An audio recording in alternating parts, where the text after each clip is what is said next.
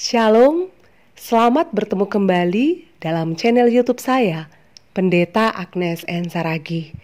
Damai sejahtera Allah dan kasih karunia-Nya menyertai kita dimanapun berada. Jemaat yang terkasih dalam nama Tuhan Yesus Kristus, pada saat ini kita akan kembali mendengarkan firman Tuhan. Saya berharap kita semua dalam keadaan sukacita, sehat, semangat, dan terberkati. Sebelum kita mendengarkan firman Tuhan, mari kita mempersiapkan hati dan pikiran kita bersatu di dalam doa. Allah Bapa yang bertahta dalam kerajaan surga, pada saat ini kami mempersiapkan hati dan pikiran kami untuk mendengarkan firman-Mu. Tuhanlah yang menolong kami untuk mengerti dan kami dimampukan melakukan firman-Mu, sehingga kami boleh menjadi saksi Kristus dimanapun kami berada.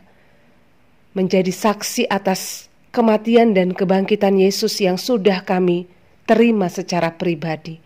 Terima kasih ya Tuhan. Di dalam nama anak-Mu kami berdoa. Amin. Firman Tuhan yang menyapa kita pada saat ini diambil dari Lukas 24 ayat 1 sampai dengan 12. Saya akan membacakan untuk kita semua. Tetapi pagi-pagi benar pada hari pertama minggu itu, mereka pergi ke kubur membawa rempah-rempah yang telah disediakan mereka. Mereka mendapati batu sudah terguling dari kubur itu. Dan setelah masuk, mereka tidak menemukan mayat Tuhan Yesus. Sementara mereka berdiri termangu-mangu karena hal itu, tiba-tiba ada dua orang berdiri dekat mereka, memakai pakaian yang berkilau-kilauan. Mereka sangat ketakutan dan menundukkan kepala. Tetapi kedua orang itu berkata kepada mereka, "Mengapa kamu mencari Dia yang hidup di antara orang mati? Ia tidak ada di sini. Ia telah bangkit. Ingatlah apa yang dikatakannya kepada kamu ketika ia masih di Galilea, yaitu bahwa Anak Manusia harus diserahkan ke tangan orang-orang pendosa dan disalibkan, dan akan bangkit pada hari yang ketiga." Maka teringatlah mereka akan perkataan Yesus itu. Dan setelah mereka kembali dari kubur, mereka menceritakan semuanya itu kepada ke-11 murid dan kepada semua saudara yang lain. Perempuan-perempuan itu ialah Maria dari Magdala, dan Yohana, dan Maria ibu Yakobus, dan perempuan-perempuan lain juga yang bersama-sama dengan mereka memberitahukannya kepada rasul-rasul. Tetapi bagi mereka, perkataan-perkataan itu seakan-akan omong kosong, dan mereka tidak percaya kepada perempuan-perempuan itu. Sungguh pun demikian, Petrus bangun, lalu cepat-cepat pergi ke kubur itu. Ketika ia menjenguk ke dalam, ia melihat hanya kain kapan saja. Lalu ia pergi dan ia bertanya dalam hatinya, apa kiranya yang telah terjadi. Sampai di situ pembacaan firman Tuhan. Salam kemenangan bagi kita semua. Selamat Paskah untuk semua jemaat Tuhan dimanapun berada.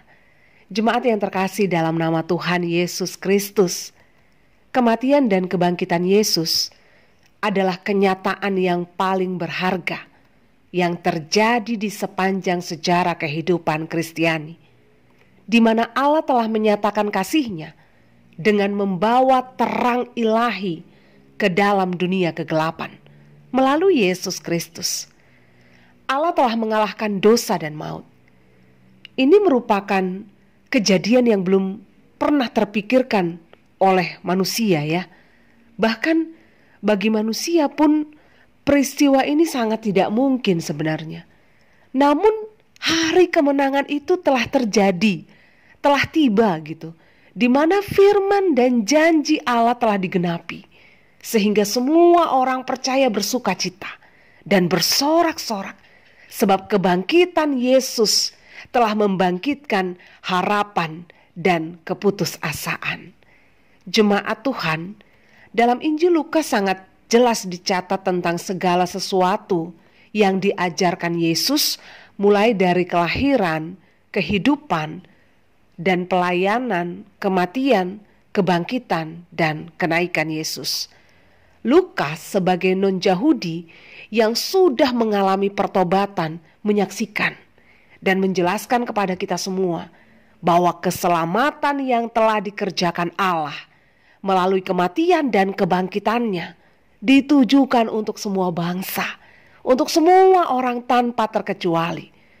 Kasih karunia Allah nyata bagi segala bangsa dan semua kalangan. Kasih-Nya nyata bagi kaum yang direndahkan dan juga bagi kaum yang terpinggirkan. Jemaat yang dikasihi Tuhan, mari kita perhatikan teks firman Tuhan pada saat ini. Lukas 24 ayat 1 sampai dengan 12. Saya membaginya menjadi 3 bagian. Yang pertama, pada ayat 1 dikatakan pagi-pagi benar. Saya mengutip kata-kata ini ya. Pagi-pagi benar. Maria Magdalena dan temannya pergi ke kubur Yesus membawa rempah-rempah sebagai tanda hormat dan kasih mereka kepada Yesus. Ini adalah hal yang menarik sebenarnya. Mengapa? Pertama, Maria dan perempuan-perempuan lainnya ternyata telah mempersiapkan segala sesuatu untuk dibawa ke kubur Yesus pada hari sebelumnya. Gitu. Dan keesokan harinya, pagi-pagi benar itu, hal yang pertama sekali mereka lakukan adalah pergi ke kubur Yesus. Ini menarik ya. Kemudian yang kedua, rempah-rempah pada zaman Yesus dibeli dengan harga yang mahal. Namun mereka tidak berpikir 2 kali untuk memberikan yang terbaik kepada Yesus. Jadi kita menemukan makna ketulusan untuk memberi dari perempuan-perempuan yang pergi ke kubur Yesus. Mereka mempersiapkan dan memberikan yang terbaik dari apa yang mereka bisa sebagai bentuk penghormatan dan kasih mereka kepada Yesus. Mari kita catat, mereka mempersiapkan dan memberikan yang terbaik dari apa yang mereka bisa, bukan dari yang tidak bisa mereka lakukan gitu. Jadi ada ketulusan hati di sini ya. Ketulusan hati yang sebenarnya sudah mereka lakukan sebelumnya. Pada saat penyalipan Yesus, pada saat kematian Yesus, bahkan itu berlanjut sampai pada Yesus dikubur. Jemaat Tuhan, kesetiaan dalam mengerjakan segala sesuatu dengan kasih adalah tindakan yang semestinya kita pupuk di dalam keberimanan kita. Nah, cerita ini semakin menarik ya, karena Lukas menempatkan perempuan sebagai saksi pertama kebangkitan Yesus. Bahkan di Injil lainnya juga demikian. Setelah sekian lama kehadiran perempuan itu diabaikan, direndahkan, bahkan termarginalkan, ternyata kebangkitan Yesus telah membangkitkan dan mengangkat status perempuan. Sebab kita semakin sadar bahwa sesungguhnya di mata Tuhan, baik laki-laki maupun perempuan itu adalah sama. Jadi dalam hal ini Yesus juga mengingatkan kita semua untuk memperlakukan orang lain dengan adil dan benar, tanpa memandang statusnya, latar belakang kehidupannya gitu. Jadi kalaulah Yesus memperlakukan kita sesuai dengan latar belakang dan status kita, maka kita tidak akan pernah mengenal kasih yang sesungguhnya, kasih yang tanpa syarat. Yesus mengasihi kita tanpa batas dan tanpa pandang bulu, sebab Dia adalah kasih. Terpujilah Tuhan. Kemudian setelah sampai, didapatilah batu penutup kubur Yesus sudah terguling, dan mereka tidak menemukan mayat Tuhan Yesus. Itu bisa kita lihat pada ayat yang ketiga ya. Batu yang terguling itu adalah batu yang besar, yang tidak bisa digeser begitu saja. Namun tanpa mereka sadari, setelah mereka sampai, batu yang besar itu telah bergeser gitu. Jadi hal ini menandakan bahwa Yesus dengan kuasanya telah membuka jalan menuju kemenangan. Lalu bagaimana respon mereka? Pada ayat 4 disebutkan, mereka berdiri termangu-mangu. Dalam Kamus Besar Bahasa Indonesia versi online, makna kata termangu-mangu adalah diam, sedih, bingung, kecewa, dan lain-lain. Tentu ini adalah respon yang sangat sering terjadi pada saat keadaan yang kita hadapi itu di luar nalar. 1000 tanya mungkin muncul ya dalam hati mereka. Bahkan pikiran bisa saja terbang ke sana kemari, sembari mencari tahu apa sebenarnya yang sedang terjadi. Tetapi kita perlu memahami ya, saat mereka tidak menemukan mayat Yesus, sebenarnya pada saat itu Yesus telah menyelesaikan dan menggenapi tugasnya. Yesus telah keluar mengalahkan kekuatan dosa itu, mengalahkan maut. Maka pada saat memperingati hari kebangkitan Tuhan Yesus, kita disadarkan untuk tidak terlalu mengkhawatirkan segala hal yang belum terjadi. Dan pada akhirnya kekhawatiran itu menghalang-halangi kita untuk melakukan kebaikan. Perhatikanlah apa yang kita temui dalam teks firman Tuhan pada peringatan hari kebangkitan Tuhan Yesus pada saat ini. Sebenarnya bisa saja batu besar yang menutup kubur Yesus menjadi alasan bagi perempuan itu untuk tidak datang ke kubur Yesus ya. Karena mereka tidak akan mampu untuk menggulingkannya. Namun sesampainya mereka di sana, batu besar itu telah bergeser dan Allah lah yang melakukannya. Luar biasa sekali jemaat yang dikasih Tuhan.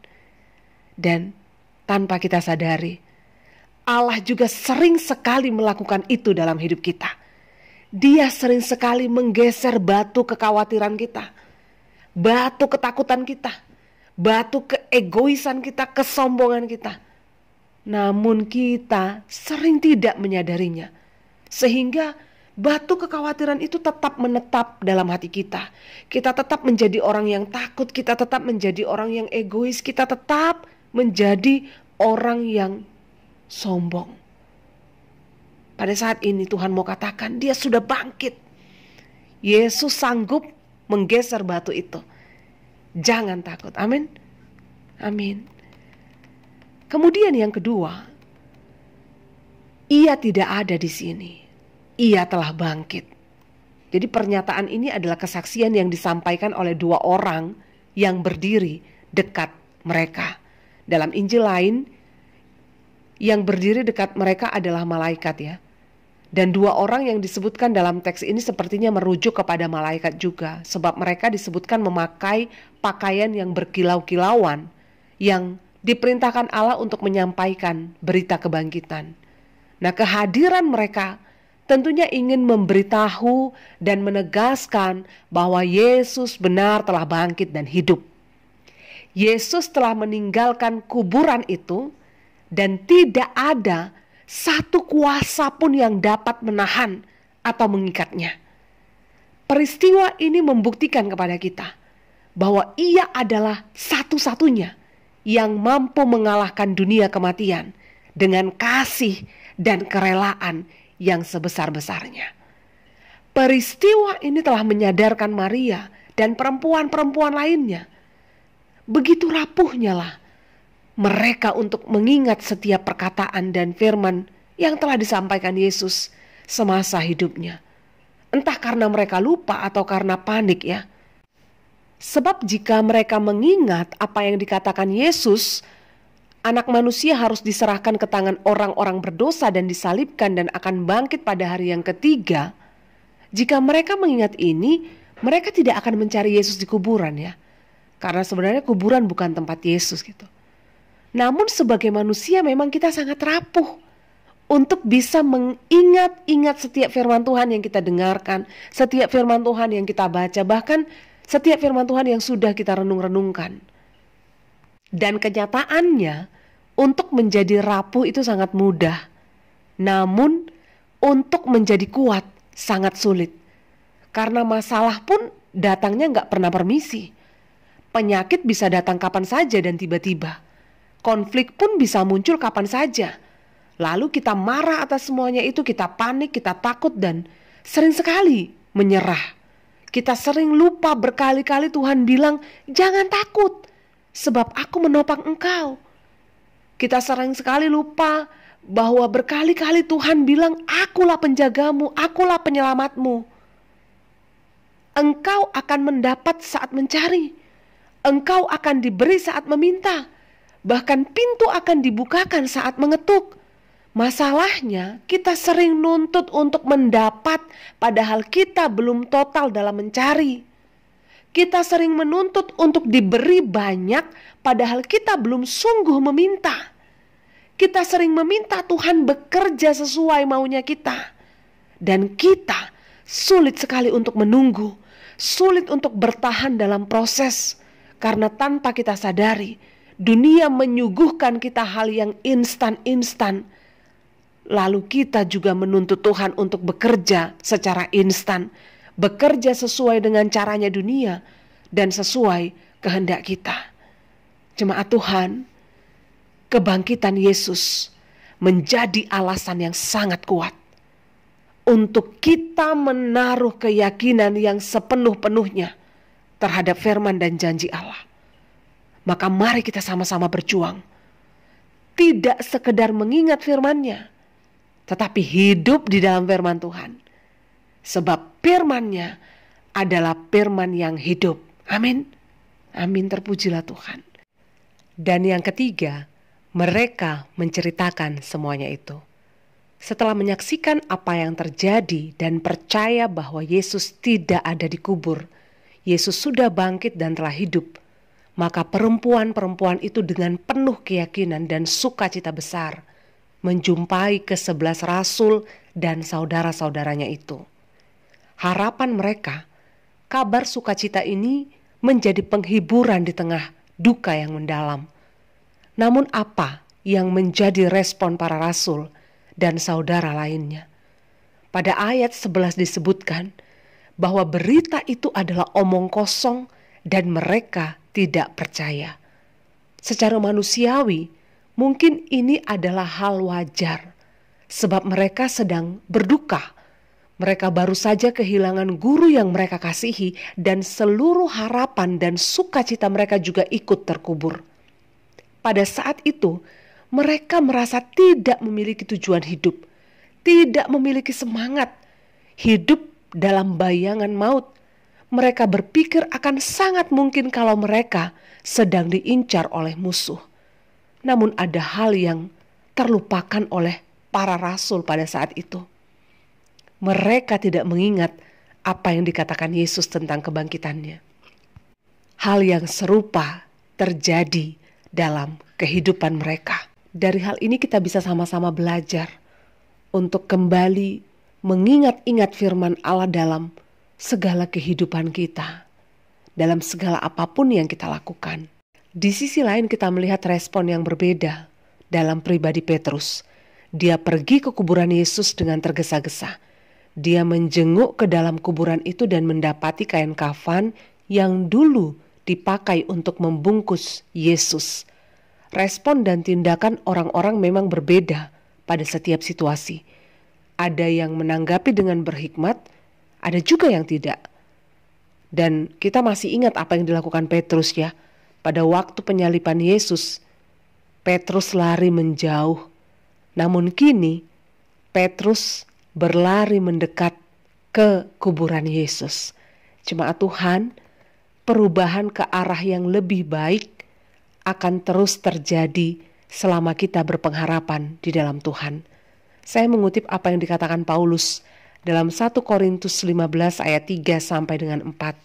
Sebab yang sangat penting telah kusampaikan kepadamu, yaitu apa yang telah kuterima sendiri, ialah bahwa Kristus telah mati karena dosa-dosa kita, sesuai dengan kitab suci, bahwa ia telah dikuburkan dan bahwa ia telah dibangkitkan pada hari yang ketiga, sesuai dengan kitab suci. Sudah saatnya kita ikut ambil bagian dalam menyaksikan kemenangan yang dikerjakan Yesus dalam kehidupan kita. Jangan hanya menunggu, berbuatlah untuk Allah. Topik mingguan dalam minggu ini adalah Yesus sudah bangkit. Kebangkitan Yesus telah menghapus segala hal yang sia-sia.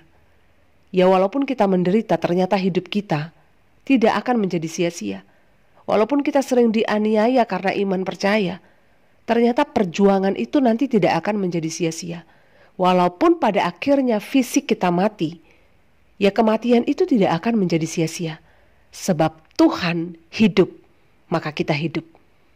Yesus sudah bangkit, maka kualitas iman kita juga akan bergerak naik.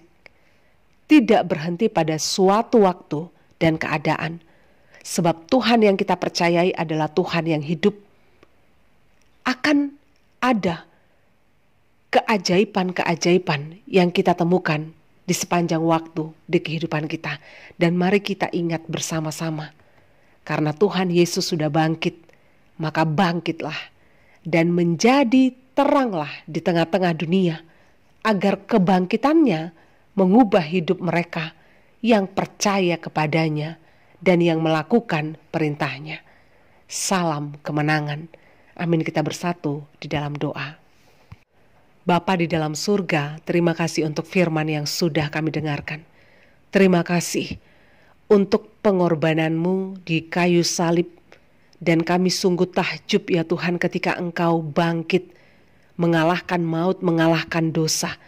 Kemenangan telah berada di tangan-Mu. Dan kami yakin kemenangan itu juga akan Tuhan nyatakan dalam kehidupan kami. Berkati setiap jemaat Tuhan yang mendengarkan firman. Biarlah kami boleh semakin teguh di dalam iman. Kami boleh semakin mengingat-ingat firman Tuhan dalam setiap kehidupan kami. Sehingga kami tidak dipenuhi oleh ketakutan. Kami tidak bertindak dengan konyol. Tapi kami ingat apapun yang Tuhan lakukan dalam kehidupan kami adalah kebaikan. Saat kami takut, Tuhan katakan jangan takut. Saat kami kehilangan arah, Tuhan katakan Engkau adalah jalan. Tuntun dan bimbinglah kami ya Bapa. Berkati juga setiap pergumulan jemaat-Mu. Tolonglah mereka untuk menghadapi setiap pergumulan dalam kehidupan mereka. Entah itu sakit, penyakit, perekonomian, bahkan yang merindukan keturunan, bahkan yang merindukan keharmonisan rumah tangga, Tuhan menolong. Bahkan untuk mereka juga yang merindukan pekerjaan yang layak, Tuhan juga yang memberikan apa yang menjadi kebutuhan dalam kehidupan mereka. Terima kasih ya Tuhan. Dalam nama Tuhan Yesus Kristus kami sudah berdoa. Amin. Shalom bagi kita semua. Tuhan Yesus memberkati.